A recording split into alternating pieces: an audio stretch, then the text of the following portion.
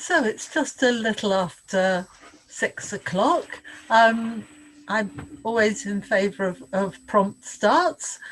So good evening, everybody, and welcome to this London branch of the Royal Society of Biology meeting. Just a little bit of housekeeping. The session this evening is being recorded. At least the talk is being recorded. After the talk, there'll be an opportunity for anyone to ask questions, and the question and answer session will not be recorded.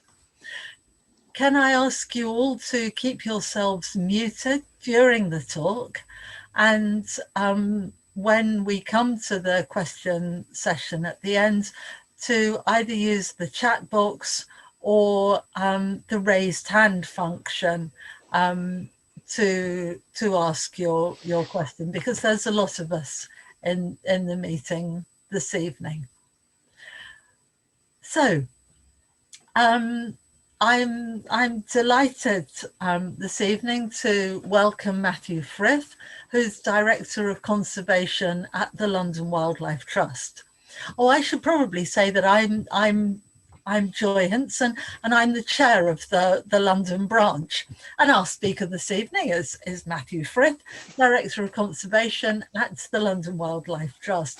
So Mathew is an urban ecologist with a particular interest in the relationship between nature and society in our towns and cities. He's got 30 years experience of urban land management policy and practice in nature conservation, and he's worked with various organisations, including the London Ecology Unit, English Nature and Peabody, working to develop and promote better understanding of biodiversity conservation in cities. And that's in private gardens, in parks, on housing estates, in nature reserves and on buildings. So quite a broad reach. He currently oversees the management and development of London Wildlife Trust's conservation work. He develops the policy base to advocate the protection, creation and promotion of a wilder city, and furthering the research work of the Trust. He's a member of the Chartered Institute of Ecology and Environmental Management, Society for the Environment, Fellow of the Linnean Society, and is a Green Flag Awards judge. So it's with very great pleasure that I would like to invite Mathew to address us this evening. Over to you, Mathew. Thank you, Joy, and thank you, Brenda, for inviting me to speak. Good evening, everybody, and I'm now going to try and share my screen and start the presentation. Great, okay. Right, I was asked for a title. I quickly said, why don't I talk about the Extinction Crisis and what does it mean for nature in London, and how our work is geared to address it. And of course, I then went away and thought, well, that was a very narrow topic I can easily pull together very quickly. So I'm mindful of the fact that this is a potentially huge topic that many of you, if not all of you, will deeply care about and have significant knowledge about. But I'm going to be talking about this from the perspective of the London Wildlife Trust as much as myself. So for those of you who don't know much about the Trust, were formed in 1981, so we've got our 40th anniversary this year.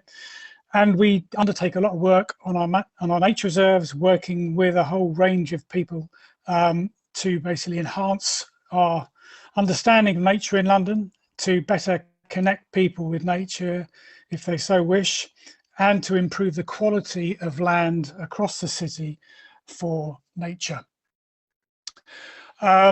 This is just a very brief set of bullets of our current strategic plan, although it finished effectively at the end of the year, but it's as it says on the tin there, we're focusing on nature reserves, landscape scale conservation, habitat species, engaging people, environmental education, changing hearts and minds, and then developing advice and best practice with the decision makers that affect biodiversity in London.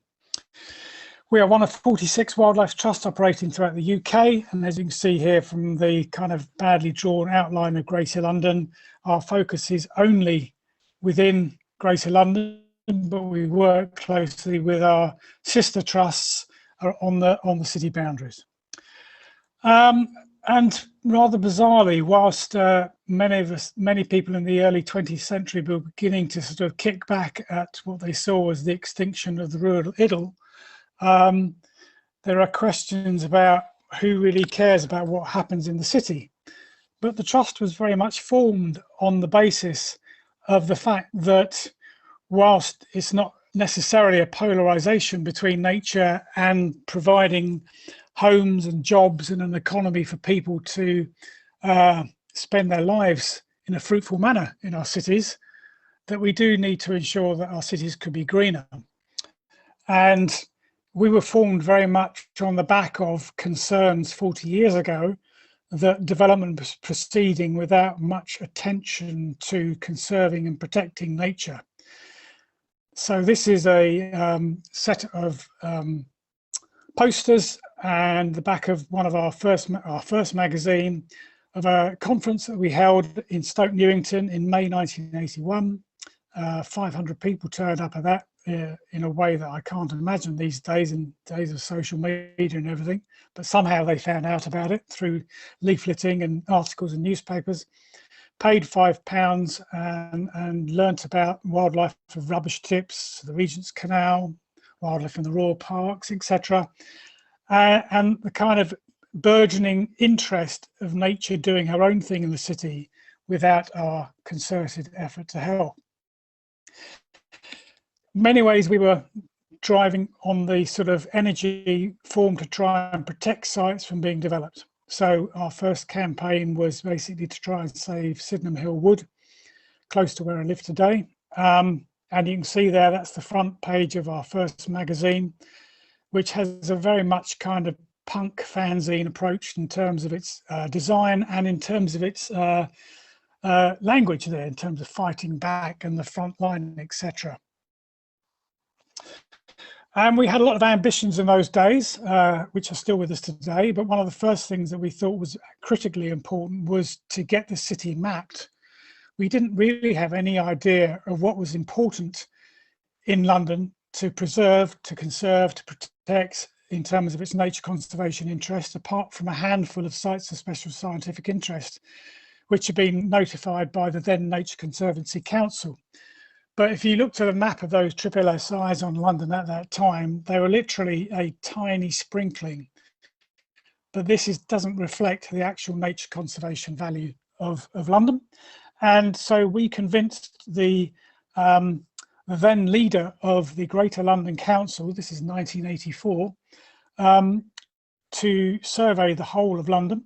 And we did that with the team of 8 people. This is a few of them, along with some of the GLC's team, to basically spend 2 years going around the city in a mixture of public transport, bicycles and legs, surveying as much of the city that our team could enter. This was in obviously pre-CCTV times. The fencing was less so robust as it is today. Many of us were able to get onto sites and literally map London with paper and crayons. And those colours there on this particular map, which is a Barking Riverside, indicating the types of habitats that were found there. So there's a whole set of criteria to determine the habitats. And then over the course of the following years, they began to give us an idea of what was worth protecting, to the point that today we know that 47% of London is what's known as green-blue. So it's either covered in vegetation or it's got open water in terms of lakes, ponds, rivers, reservoirs, etc. So in terms of a European city, it is pretty green, although arguably 22% of that lies within the greenbelt. So it's notionally good, but there's a lot of hidden detail within that percentage. London does still have a remarkable suite of what I would call ancient habitats, i.e. they're kind of relics of the countryside that existed here before London grew, whether it's neutral hay meadows up in northwest London, ancient woodland, heathland and wetlands such as down here at Erith Marshes. But we also have, a significant part of the city has been transformed by our own actions, either in terms of setting out gardens. We've got 3.2 million gardens in London, parks, which again, many of which were transformed from existing countryside, but trying to meet the needs of London's growing population, to housing estates, some of which are beginning to change for the better in terms of their biodiversity and for the people who live in them, and also on top of buildings. So that picture on the top right-hand corner there is of ragged robin and clovers on the top of a building in Bloomsbury, as an example of things that are happening in the city. I used to work for English Nature as their urban advisor, and I was told I wouldn't have had much work to do because all we have in our cities is rats, pigeons and foxes. But we know that from the records that have been gathered by many societies, including the London Natural History Society, over many decades, we have over 15,000 species of wild fauna, flora and fungi. So it's a very diverse city indeed. And it's a diversity that as much reflects the kind of underlying biogeography of the city as it does of the communities that have and are living in London over the course of her last 2,000 years. So people coming in from around the world, making their home here, and either deliberately bringing or inadvertently bringing species with them, which then find their home here, and in some cases in the rest of the UK. We have a few what I call London specialities. The black redstart on the top left there is rarer than the golden eagle. It's a species which is found in montane and urban habitats in Central Europe, first really arrived here in the early 20th century and then began to occupy the blitzed bomb sites of London in the 1940s, so much so that it became known as the bomb site bird. And we have more of those in London than anywhere else in the UK. Top right-hand side, we've got the small blue. It's Britain's smallest butterfly, and we probably have some of the most important populations here in London. On the bottom left-hand side, in front of the pyramidal orchid, we have greater yellow rattle. Again, London hosts the largest population of this parasitic or hemiparasitic plant. And then we have species which are of cultural value, which again are important in the London context, such as the European eel on the bottom right-hand side. And then one which is a particular favourite of mine, which we've been doing work on for the last 24 years or so, is Stag Beetle, Lucanus cervus, which is globally threatened, was identified as a species of concern back in 1995. And we have basically engaged the public of London since 1997 to tell us where they see those stag beetles when they emerge as adults in sort of between May and late July. And this is the map from 2018, which gives you an idea of all those records. So 26,700 records we've received since 97, giving us a very idiosyncratic picture of their distribution, which nobody really knows quite why. So very strongly South London, which is pleasing to my ears, but also outcrops up in Romford and Havering, Ilford around Redbridge, Epping Forest and Ponders End in Enfield, and then around Uxbridge in Hillingdon on the far west. An odd distribution that nobody really quite understands. But with that knowledge, we've been able to basically encourage landowners to consider their needs and the management of their land. So a stag beetle advice note that we first published in 1998 eventually led in many ways to the creation of loggeries across many London parks and green spaces. And if you see collections of these logs, I'm not necessarily suggesting this is a good example, but it's an example of some of the things that the infrastructure that's gone in over the last 20 years or so to encourage not just stag beetles, but obviously a whole suite of animals and plants and fungi that need dead wood for the completion of their life cycle. The data that we've collected for stag beetles is just one example that we've is collated through Green Space Information for Greater London, or GIGGLE. They are the Capital Environment Records Centre. We set that organisation up originally in 1997, and it eventually became individual, separated from us in 2006. So it operates from our offices, but it is basically dependent on a whole range of partners contributing their records through a service level agreement, which means now they've got 4 million records of biodiversity and other environmental records on their systems. And it's imperative to have this data to make informed decisions for biodiversity. From this, we can map the sites of importance for nature conservation. So this is the kind of data that originates from that 1984-85 survey, which tells us that 19% of London is considered of nature conservation value. This includes the sites of special scientific interest, of which there are now 37, the 143 statutory local nature reserves, and many other sites in between. In the last 20 years or so, we've seen some significant changes and improvements in terms of what I would call the nature reserve offer for Londoners. So Sir Peter Scott's legacy led to the establishment of the London Wetlands Centre at Barn Elms in 1999-2000. Concerted campaigns by us and others over the 1980s and 90s eventually led to the RSPB coming in to set up Rainham Marshes as a nature reserve down in the far reaches of Havering. This site had been threatened with a business park, a big leisure complex and other development pretty much throughout the 1980s and 90s, together with an unsuccessful campaign from us to prevent the A13 from cutting across parts of it. Of course, we've since had High Speed 1 go very close to it as well. And perhaps less well known is the work undertaken by Bromley Council and the members of Charles Darwin's family and others to get the land around Down House in now what is London Borough Bromley to be declared a World Heritage Site, so Darwin's Landscape Laboratory.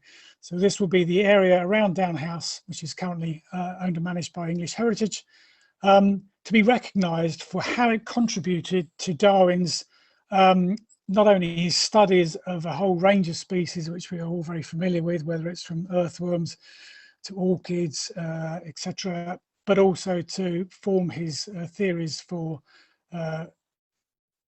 evolution through natural selection. And this is just a view of one of our sites, which lies within that World Heritage Site application. Unfortunately, UNESCO have not taken it forward for a whole range of what I would argue to be political reasons, and also the fact that there's no obvious structure so much as an area where concepts were brought together. Fascinating part of London. Another driving force for us and many other organisations is whilst we've got 19% of London designated as important for wildlife, we've also got over 33,000 hectares which are what we call inaccessible in terms of they are more than a kilometre away from high quality wildlife sites. And this is important if we're going to try and improve the connection between people and the natural world.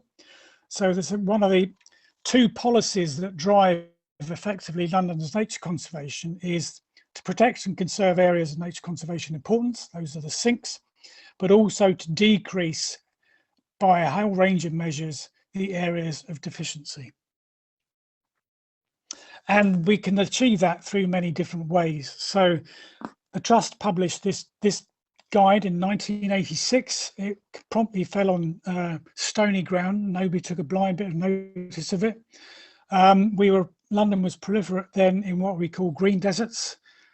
So many parks with very little kind of structural value for biodiversity, managed very much in a very traditional parks management with the application of pesticides, huge levels of bedding plants, massive uses of peat, etc. But over the course of the subsequent 30 years or so, we have seen a radical change to the point now that more and more parks are implementing quite radical measures to improve their biodiversity. And this is an example in Burgess Park, just off the Old Kent Road, where we and others worked with Southwark Council to literally transform that park from what was considered a problem for a whole range of reasons. But this is no longer a kind of a rare sight in London nowadays. But we don't lose sight that we need to do more to connect people with the natural world, and we do a lot of that ourselves through a whole range of activities, but that's also undertaken by many other organisations as well, either by going into schools, going into youth groups, going into community centres, inviting people onto our sites, taking on walks to discover the nature in their backyard. It may be bat walks, it may be moth nights, it may be wildflower walks, winter tree identification, all kinds of aspects, particularly if we can mix that up with local history, etc., etc. It's our way of reducing those disconnections, because we're still fighting quite what I would call a challenge from the media's perspective. Whilst you could argue in the last couple of years, and particularly since COVID-19 hit Britain, what I would say is the media generally either sentimentalizes nature or it tends to transform it in something to be absolutely fearful of. And regularly over the last few years, we have these stories about false widow spiders that appear in September, and as it says there, killer spiders, absolutely no way. Also, we've got a small colony of East Capulian snakes just off Regent's Park. It says here, slither killer snakes capable of crushing small children and loose in Britain. Again, utter kind of, dare I say it, fake news. It's one of the challenges we have to face. And we also need to recognise that despite all the endeavours over the last 30 years to improve things for biodiversity, much of the city is going from green to grey, and that story is very much being played out in our 3.2 million gardens. We published a report back in 2010 which showed from a study that we had undertaken along with Green Space Information for Greater London and the Greater London Authority, that looking and comparing aerial photographs from 1998 and again in 2007, we had lost 3,000 hectares of garden vegetation, not just in front gardens, but in rear gardens as well, which is equivalent to 2.5 Hyde Parks disappearing each year between those years. Now, if that trend continued, and we don't know whether it has because we haven't been able to revisit that survey as yet, there will be no vegetation left in London's gardens by the end of the 21st century. We know that's not going to happen because significantly enough people do like their gardens. But this isn't driven by planning issues. It's not driven by places being built on. It's being driven by a mixture of car parking zones, which force cars off the road into people's front gardens. It's about people having less time and confidence to garden in the way that perhaps many used to, and also transforming their rear gardens into an extension of their front room. There's been a proliferation of trampolines. For those who like trampolines, that's a good thing, but it also means loss of open space for biodiversity. In addition to those 3,000 hectares of vegetation, we also estimated 1 million trees disappeared over that time span as well. This will have consequences, not just for biodiversity, but also in terms of the city's ability to make it resilient to a changing climate. And I'm not going to go into much detail about what that will mean, but the projections are very much, I think many of us are familiar with, and we've experienced over the last 3 months. So much milder, wetter winters, much drier, hotter summers, and increasing frequency of what we know as extreme weather events. We also know this is against a background of depletion of nature that has been going on since the 1970s. And in 2019, we had the most recent of 3 reports called The State of Nature, published by the RSPB on behalf of called a constellation of about 26 nature conservation organisations, gathering and collating and analysing data showing that we've seen these 13% decline of average species abundance, 5% decline in average species distribution, and 15% of species threatened with extinction. And that's happening in London as much as elsewhere, but I would also argue it's not as a simplistic decline towards extinction as is often thought. And these are the kind of things that we know are happening in London, perhaps more acutely in some places in other parts of Britain. So we've got pressure on space through development, and a use of green spaces for people's benefit, which has consequences. Incidences of pollution in terms of water, air, light and soils, pressures from climate, pathogens and invasive species, skills and resources, and what I'd argue in terms of equalities, inclusion and diversity. I'm not going to go into detail on a lot of these. I spent this morning talking to lighting engineers on light pollution. But in terms of planning and regeneration, we've got a mixed bag. We've got increasing pressure, but we've also got improving policy to try and make sure that we build in greenery and we can take concerns of biodiversity in new building for London. So this is an example of another green roof in the background here at Aldgate. It's 9 stories up, and I've seen wrens displaying breeding behaviour on this roof.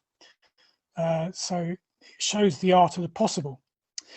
We've got some challenges with some big infrastructure projects such as HS2, but also the potential expansion of Heathrow, but also City Airport, indirect consequences of the growth of Gatwick Airport as well, but who knows what might happen after COVID, but also some big areas of regeneration pressure.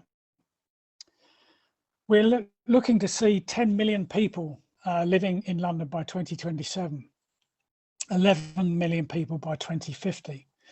At the moment, the current London plan projects that we need to build 66,000 homes each year by 2041 to accommodate that growth. And consequently, land is being bought up to try and meet that demand. There's a huge amount being published over the last 35 years on how to ensure that the stuff that we build is good for biodiversity and makes its least, the lightest footprint possible on our environment. And we've also got, probably acting in a counterway, is a commitment to protect our green belt, which stops London from growing outwards. But as many of you will be undoubtedly aware, a lot of our green belt possibly does need to be looked at afresh, arguably from a climate resilience point of view, could perform better by being much more richly diverse than many of it. I could show you a photograph of a golf course. There's huge numbers of golf courses surrounding London, which is odd for a sport which is apparently undergoing decline. But there are also interventions that people are already beginning to make, and there's been an explosion of such activity in the last 5-10 years. This is just an example that we were involved in redesigning effectively a traffic island in Herne Hill, an area which actually suffers quite a lot of periodic flooding. And so by softening that grey to make it greener, we can reverse some of the trends that are going on in people's gardens. We can do that in housing estates. So this is an example of the Poppy estate in Clapton Park, the earliest example, I think, in London, where residents sort of decided they wanted something different rather than the kind of standard kind of green deserts that afflict so many housing estates. We're looking at cross-boundary aspirations. We're looking at what we can do across the city. We've got 33 local authorities in London, which doesn't make it easy for coordination. But there are the river catchments that meet the River Thames. We've got the regional parks such as the Colne, the Lee Valley, the Wandle Valley. and we've got strategic action being taken at a number of levels.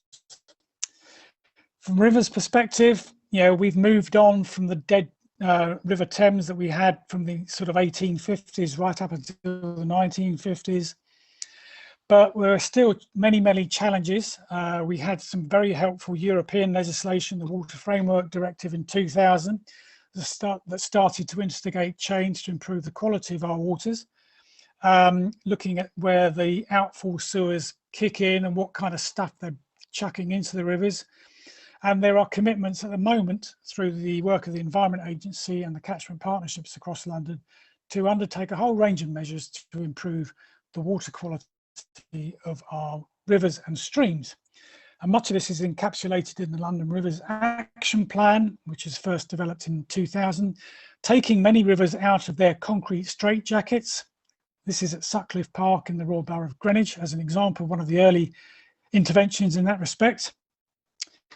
Involving people in that work, whether it's in terms of habitat management or actually getting into the water and starting to change to make the morphology of our rivers a lot more natural than we were. Many of our rivers and streams are redesigned in the 50s and 60s to take as much water as they possibly could downstream as quickly as they could and spill out into the Thames, causing problems further downstream.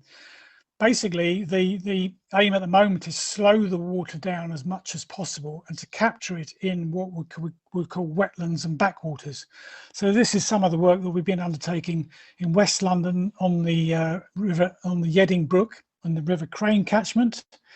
Here's another example near Ruislip where we effectively re-meandered the river. So this is after we basically scraped it out, and this is it a year later, after a mixture of planting and natural colonisation.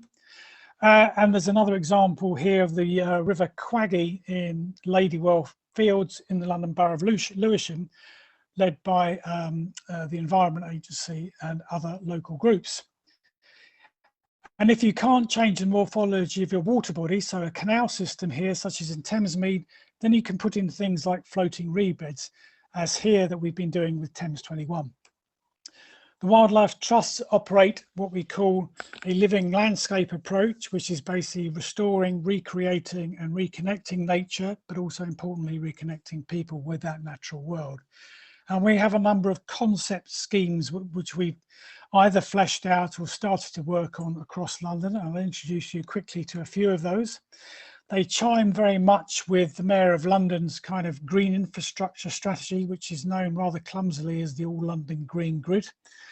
But they're taking forward the concept that was set out by the Lawton Review in 2010. So this is a review commissioned by the previous Labour government, looking at our protected site network across the UK, or across England in particular, and saying, what do we do to make it more resilient in the face of the challenges we've got? And he came up with so John Lawton came up with a quote, which is, we need more of sites, we need better sites, they need to be bigger if we possibly can, and ideally we want to make them more joined up. And by doing so, we can start rebuilding that nature recovery network. An example of that is at Walthamstow Wetlands in the Lee Valley, where we've been working with Thames Water, who own 10 functional reservoirs that supply a significant amount of London's water for 13.2 million households. And working also with Waltham Forest Council, we have started to redesign aspects of those reservoirs. It's a fantastic landscape. It is an international renown for its bird populations, but the aim there was to open it up to residents nearby who had no idea that the place even existed. On that site, because of its importance and sensitivity, we have been monitoring birds, because also we wanted to make it an attractive site for people to visit. If you want to go to the London Wetland Centre, you have to be either a member of the Wildfowl and Wetland Trust, or you have to pay to visit. And if you're your family of 4, for example, that starts to cost a lot of money. Walthamstow Wetlands is free to visit, and unsurprisingly, we have now been getting about 353,000 people visiting it a year since it opened in October 27. We experienced our millionth visitor last April. That of course brings its own challenges. A site which is nationally and internationally important, valuable for birds. We have been monitoring the impacts of people coming onto the site for any potential disturbance to key species, in particular gadwall, shoveler, tufted duck, pochard, grey heron, cormorant, coot, etc. And so far our data suggests that the impacts from so many people coming onto the site, partly through careful design of routes, etc., has been minimised, but it's too early to say anything is being radically altered as yet. We also know from setting up camera traps that otters have returned there. So you may be aware that otters have returned to every English county in the last 5 years after decades of being sort of persecuted from the impacts of poor quality river systems. But they're an example of species which are recovering against the trend. So I thought you might just take this footage of some kits that were born 2 years ago, as you can see, 4th of February. Another of our living landscapes is the Great Northwood, which is ironically in South London. It gave its name to the Norwoods, so between Deptford and Croydon. And we've got a project covering 13 sites. Some of those are woodlands, some of those are parks and open spaces, working with resident communities to improve them. So this is an example of some hedge planting at Norbury Park. We've been looking at trying to improve the quality of some of the woodlands which had no management for many, many decades and were consequently almost outshading their ground flora, such as here at Biggin Wood.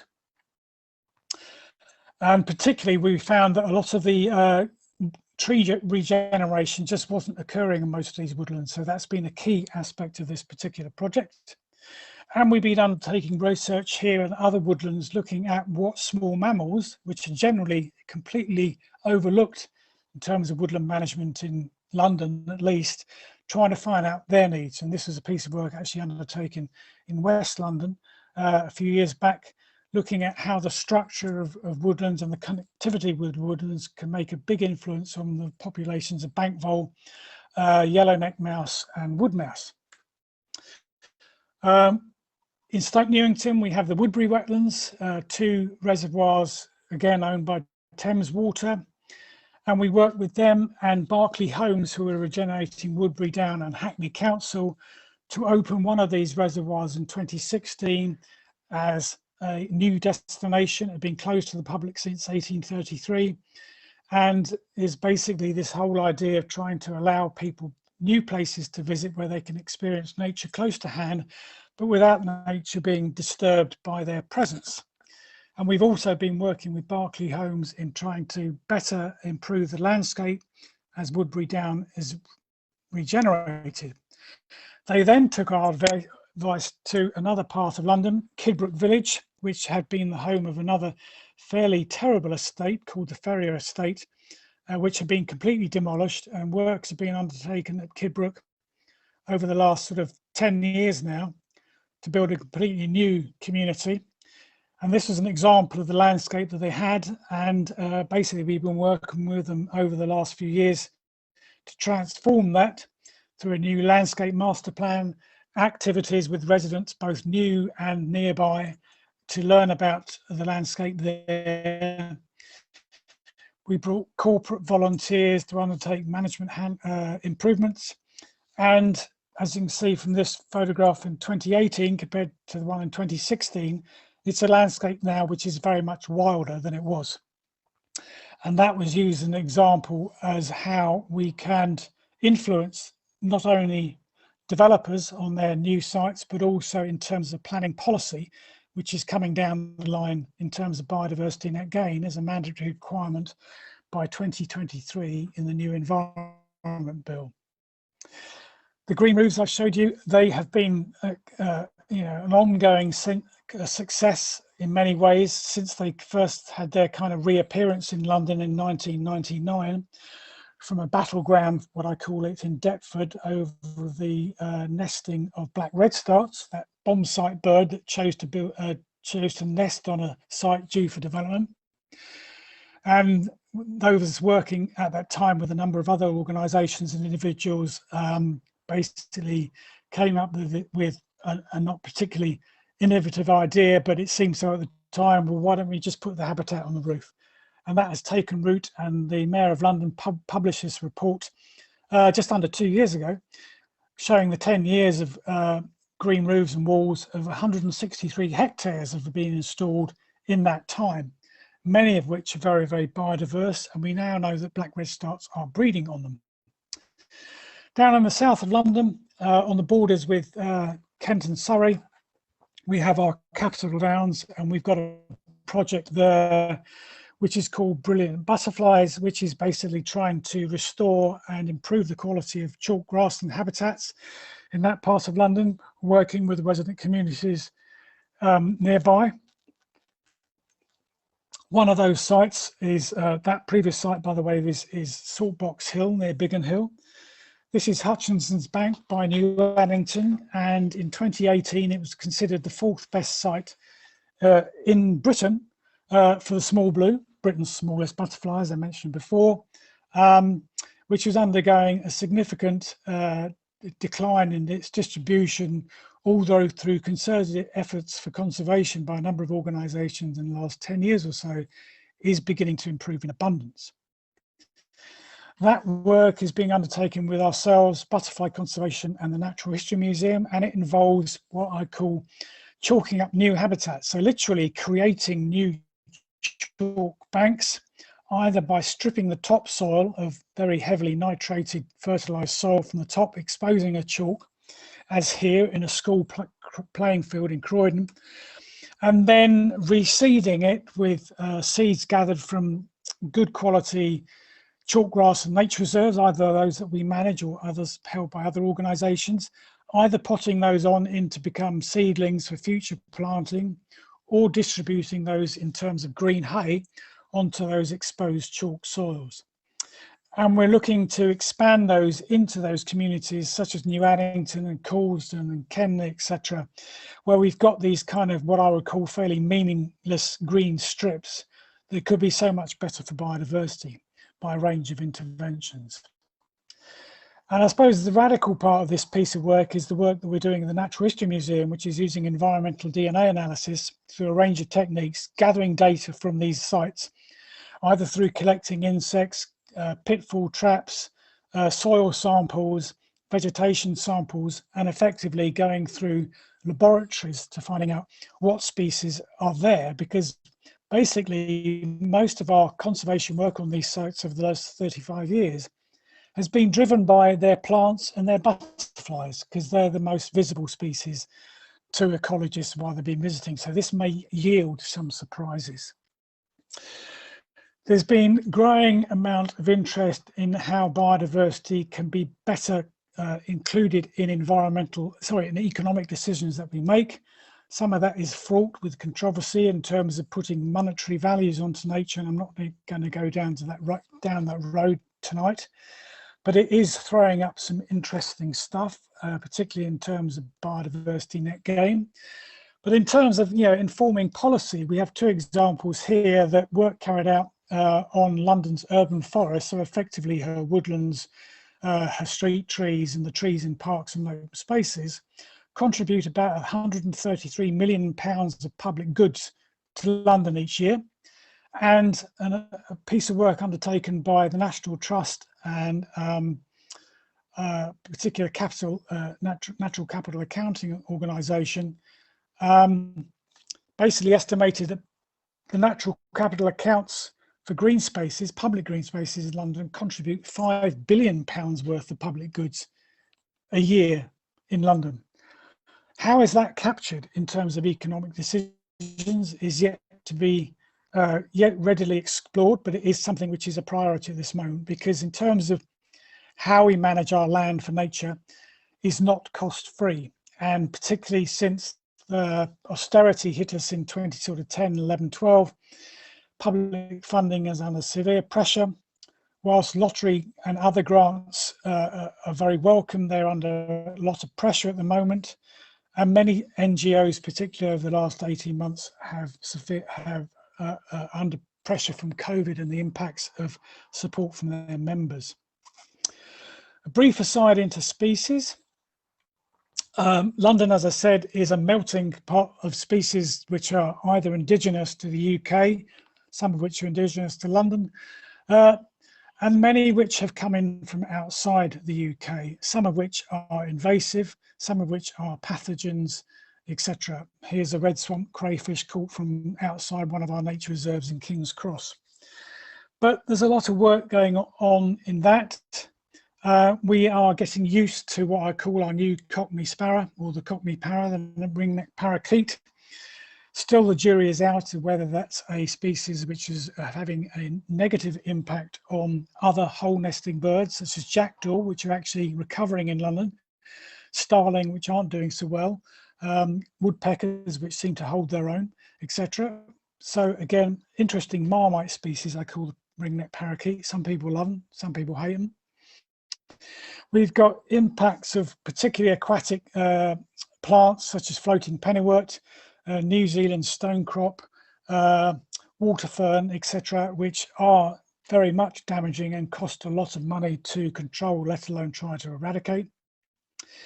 We have a number of other aquatic species, such as zebra mussel, which again, very difficult to deal with. We've got the Asian hornet, which has arrived into the UK in the last couple of years, which is a predator of many bee species. But as I said, we've got things which are recovering. So I showed you that footage of otters. They are beginning to being seen around our fringes, and in some cases have been reported right down by Bow Creek on the edge of the River Thames. Climate change may mean we're getting species beginning to appear from just across the channel, such as this map butterfly that exists in northern France. I don't know where that came from. We've got the issues with a growing body of evidence, stronger and stronger, and particularly in the last year, I say, where many of us being locked down at home, of the benefits that we have by having that regular contact with the natural world. I'm not going to go into huge amounts of that at the moment, but I just say that is very much firmly on the agenda and a particular driving force for many funding organisations. And you know, this is just an example of how the wildlife trusts are taking it forward in terms of the benefits it provides, not only for physical well-being but our mental well-being as well. And this can apply, as I said, in housing estates, particularly on people with low incomes, whose natural environments have often been very poor quality indeed. And as I said, there's been a lot of activity which is very locally focused by new players on the blocks, doing what I would call a mixture of what I call urban rusticism, whether it's guerrilla gardening, beekeeping, etc., playing with new digital technology. There's been a growth in writing about nature, blogs, etc. These are absolutely fantastic things, but quite difficult to get a grasp of what is important and what is interesting in terms of conservation, given that we have got a government 25-year environment plan with a number of high-level objectives beginning to be worked out through an environment bill and a new agriculture bill that has been now enacted, which will have some impact on how things are funded in London. I'm going to coming to an end now, but I just wanted to give you an idea of just how complex the work in London is by just the range of players. So we have a number of government departments and agencies doing stuff for nature in London. We have the 33 local authorities, each doing things slightly differently. We have a growing NGO sector, and I haven't even included all of the groups, but these are the ones that are probably most active over the last 5 or 10 years. We have an increasing power of the private sector, not only landowners such as the water companies, such as the Crown Estate, Grosvenor, etc., housing companies, but also the consultancies and construction firms which are taking nature conservation importantly in the work they do, or beginning to spread out from what they have done in the past, which is possibly originally trying to get through planning decisions as easily as they possibly could. And then last but not least is we have locally based friends of groups around London. In fact, there's many more than 600 now. I can't keep track of the numbers that are beginning to form, each having their local interest space to focus on, doing work to complement that of the landowner, such as the local authority, and effectively, more hands on the deck is for the better, we think. But it does mean that there's a very complicated complexity, a very complicated market to try and analyse. There is some strategic direction from the Mayor. There is a London Environment Strategy, which has been informed by a number of reports, which we've been having input into.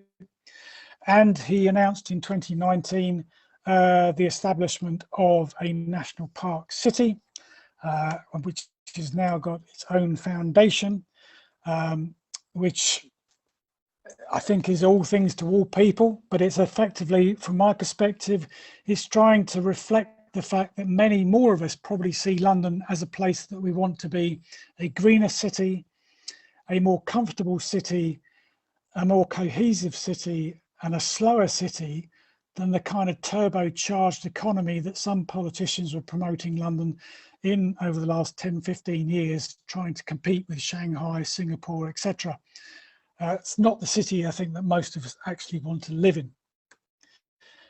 Because we've got some challenges in climate change. I mentioned the kind of wet periods, but we've also got the impact of the urban heat island effect. And that is driving some of the work with the new London Urban Forest Plan, which was published in November last year.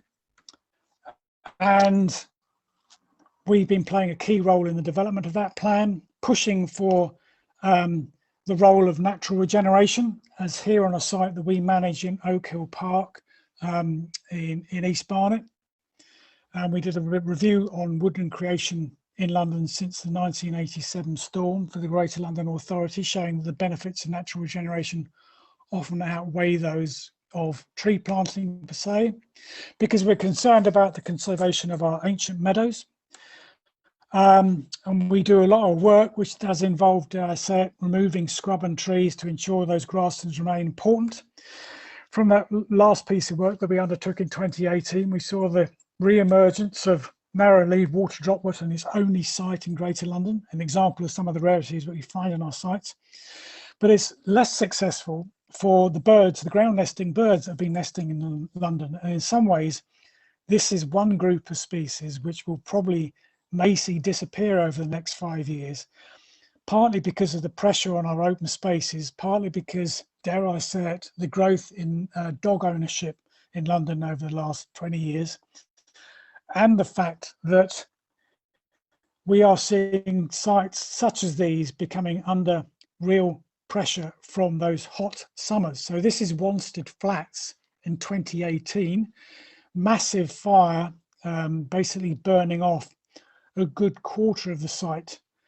And while some of the emergent vegetation there has recovered, it has been a real struggle for the skylarks and the meadow pipits. And I can think of other sites such as Wimbledon Common and Wormwood Scrubs where those bird numbers are declining. So do we have an extinction crisis? I think without doubt that we do. And we could perhaps be saying bye-bye to our bluebells, not only because they prefer a wetter, more Atlantic habitat, but obviously there is the impact of the Spanish bluebell, which has jumped the fence from our gardens. We have other invasive species which are causing some concerns, such as harlequin ladybird. We have oak processionary moth, which probably doesn't defoliate the oaks as much as cause a public health impact. So it does mean that many organisations are spending hundreds of thousands of pounds trying to deal with this particular moth species each year. We have the impacts of newly imported crustaceans, such as the devil shrimp that arrived in England in 2012. The sweet chestnut gall miner from Eastern Asia. I've already shown you that picture, the Asian hornet.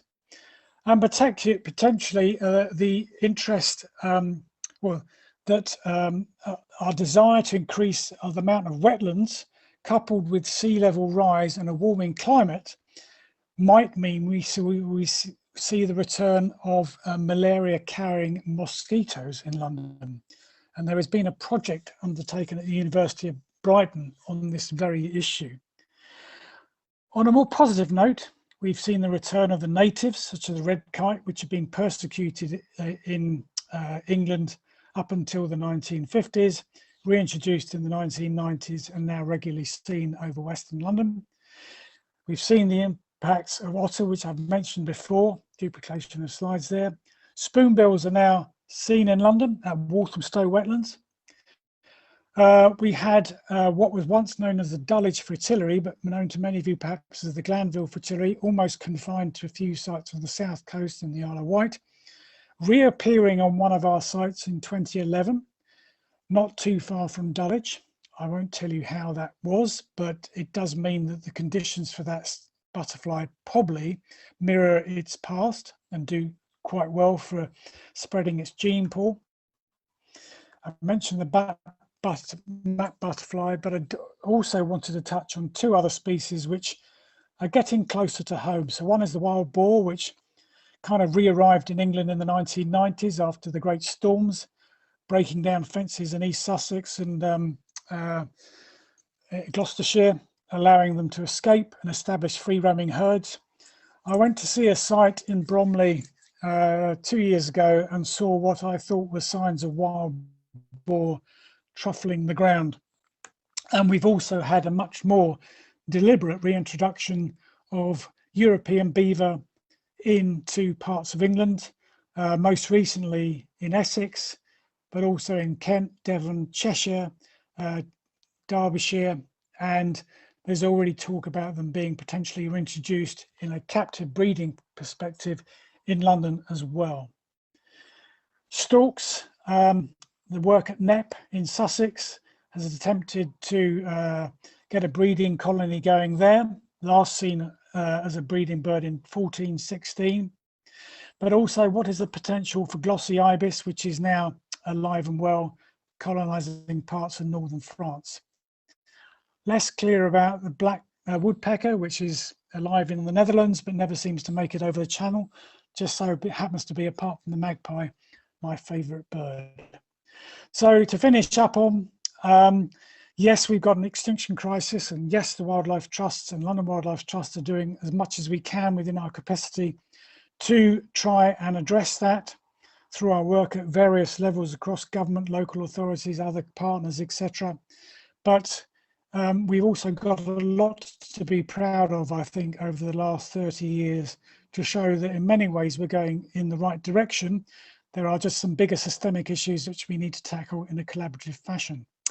And for me, the way that we can measure success is that generations in the future, we're quite happy and be seeing stag beetles on a daily basis when they emerge, and they're quite prepared to have a leech on their face, showing that they are no longer afraid of nature or see it as something as diseased and something mysteriously scary. It's a place for nature in a growing city. And thank you very much.